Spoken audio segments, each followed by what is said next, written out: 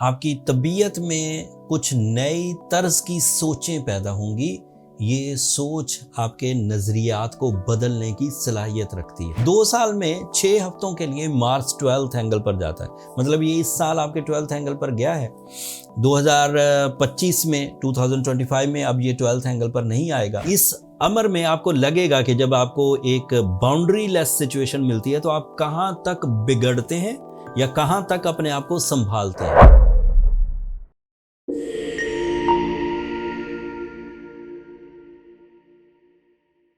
अस्सलाम वालेकुम ल्यूज़, मैं हारिस अज़मी प्रोफेशनल एस्ट्रोलॉजर आपकी खिदमत में हाजिर हूँ इस हफ्ते की एस्ट्रोलॉजिकल रिसर्चेस के साथ। 2 सितंबर से 8 सितंबर तक मैंने पिछले हफ्ते ही क्लू दे दिया था कि 2 नई चेंजेस हैं। उन दोनों चेंजेस को ल्यूज़ को ज़्यादा गहराई से समझने की ज़रूरत है। एस्ट्रोलॉजिकल रूल्स के मुताबिक 4 सितंबर को नया चांद होगा एंड ये रबीउल अव्वल का चांद है। पाकिस्तान में एक आध दिन समटाइम आगे पीछे हो जाता है, बट हकीकत ये है कि 4 सितंबर को चांद नए एंगल पर, that is angle of Virgo, and वो आपका 3rd एंगल बनता है, आपका 2nd एंगल बनता है। Virgo is yes 2nd angle. So new moon आपके लिए 3 दिन के लिए 4th, 5th और 6th सितंबर को नई फीलिंग्स डेवलप करेगा एंड आप उन्हें दबाएं नहीं। उन फीलिंग्स में अगर आपको अपने सोर्स ऑफ इनकम को बदलने का दिल करे, एक से ज़्यादा सोर्स ऑफ इनकम अपनाने का दिल करे, उन दिनों किसी तरफ से कोई अपॉर्चुनिटी आए for higher education, for overseas travelling, तो उसे इख्तियार करने की कोशिश करें। आपकी तबीयत में कुछ नई तर्ज की सोचें पैदा होंगी। ये सोच आपके नज़रियात को बदलने की सलाहियत रखती है। ये फीलिंग्स आपके नज़रियात को बदलने की सलाहियत रखती है। जो एस्ट्रोलॉजिक्स हैं, जिसे हम इल्म फल्कियात कहते हैं, इनमें ये बात लिखी हुई है कि नया चांद 10 तरह की इमोशनल प्रेडिक्शंस करने के लिए फ्यूल प्रोड्यूस करता है। आपके रिश्तों के बारे में सोचने समझने की सलाहियत, आपकी अपनी ज़ात, अपनी पर्सनालिटी या शख्सियत से मुतल्लिक सोचने समझने की सलाहियत या जज्बात की सलाहियत, या आपके जो रिश्ते निभाने की सलाहियत है, कुर्बानी देने की सलाहियत है, सिंसियरिटी लेवल्स हैं, स्पिरिचुअल बिलीव्स हैं, किसी कारकर्दगी को किस लेवल पर आप सोच सकते हैं, इन सब में ग्रोथ आती है नए चांद पर। It is a force of life, it is new type of believes. So उम्मीद ये है कि 4, 5 और 6 सितंबर को आपकी सोचों में तब्दीली आएगी। वो पहले आपकी फीलिंग्स को बदलेंगी, बाद में आपके डिसीजंस को भी बदल देंगी। लेकिन जो दूसरा इवेंट है वो बहुत बड़ा है। मार्स 4 सितंबर को सेम डे आपके 12th एंगल पर आ जाएगा। मार्स का 12th एंगल पर आना एक गैर मामूली, 2 साल में 6 हफ्तों के लिए मार्स 12th एंगल पर जाता है। मतलब ये इस साल आपके 12th एंगल पर गया है। 2025 में 2025 में अब ये 12th एंगल पर नहीं आएगा। अब 2026 में दोबारा तकरीबन इन्हीं दिनों 12th एंगल पर आएगा।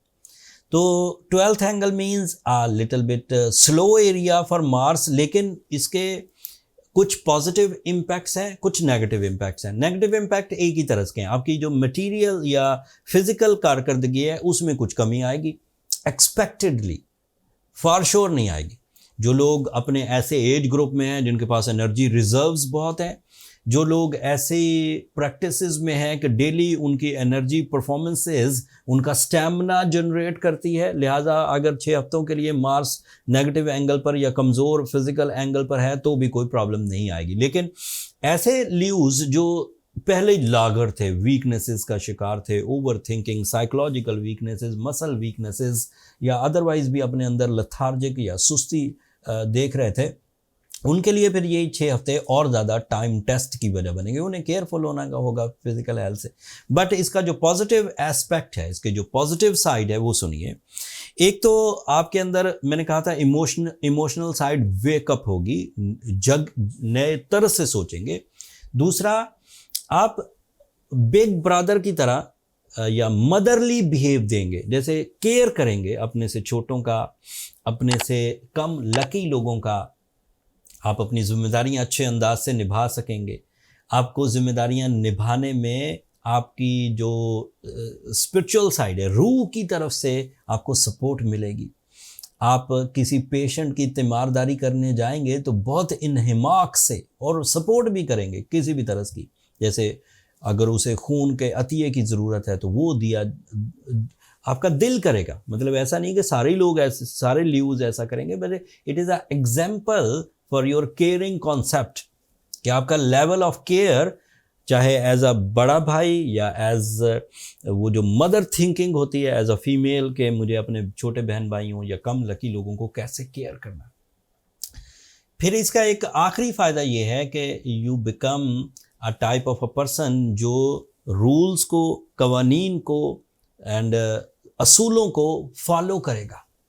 वो जो आपके अंदर बेतदाली थी, कभी इल्लीगल काम करते थे, कभी फैमिली के भी जो रूटीन एक्टिविटीज़ हैं, जो कवानीन हैं फैमिली में, किसकी कदर करनी है, किसके लिए कुर्बानी देनी है, उसमें जो कभी नज़्म व ज़ब्त की कमी हो जाती थी, वो अब आप हासिल कर सकेंगे। इस पोजीशन को एंजॉय करिए। This is lessonful position ल्यूज।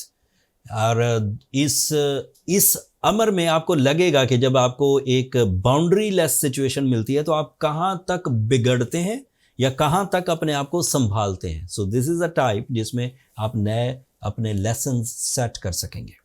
आपके लिए पिछले हफ्ते सूरज आपके सेकंड एंगल पर आ चुका था। That is ideal for your financial freedom, for your investment, for your job switching, for your inheritance problem recoveries.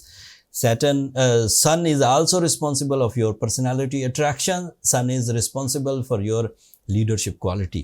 Mercury second angle पर आपके लिए अदरवाइज बहुत पॉजिटिव है। This is your mind skill, concentration, communication, explanations, exams, preparations, formula, life formula या achievement formula create करना, plans कह सकते हैं इसे। Mercury is also responsible of your team work.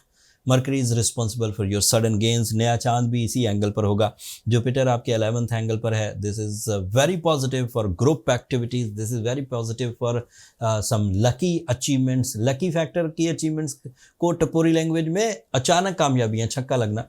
So less efforts के साथ हाई रिवॉर्ड्स।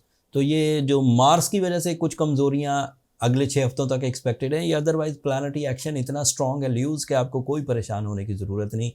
अगर आपको बड़े इख्तियारात मिलें तो आपकी परफॉर्मेंसेस उसी तरह सुधर जाएंगी। अगर आपको कम अपॉर्चुनिटीज़ मिलें तो आप अपनी सलाहियतों से उन अपॉर्चुनिटीज़ को हाई लेवल्स पर ले जाएंगे। So you are going good, don't you worry at all. कुछ रेमेडीज़, अगर ज़्यादा ट्रबल हो तो कुछ रेमेडीज़ इख्तियार की जा सकती हैं, जैसे सूरह शम्स पढ़ना 5 टाइम्स इन अ डे, जैसे ब्लू सफ़ायर या रूबी पहनना, एमरल्ड भी पहना जा सकता है, डायमंड भी पहना जा सकता है, लेकिन जो भी पहने असली, बस नेचुरल।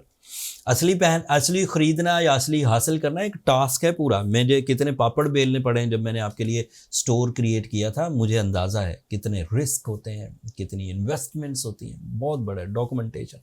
बहरहाल स्टोर अभी क्रिएटेड है। दुनिया के किसी भी हिस्से में आप बैठकर एस्ट्रोलॉजिकल पॉइंट ऑफ व्यू से, हीलिंग पॉइंट ऑफ व्यू से स्टोन बाय करना चाहें तो नीचे डिस्क्रिप्शन में वीडियो के नीचे लिंक है स्टोर का, आप वहाँ से बाय कर सकते हैं। That's all from my and. अगले हफ्ते मज़ीद एस्ट्रोलॉजिकल चेंजेस आएंगी। ल्यूज़ बड़ी हैं, आगे और मज़ीद तरक्की के चांसेस हैं, वो तफसील आगे बयान करूँगा। कुछ अरसे बाद चांद ग्रहण भी है।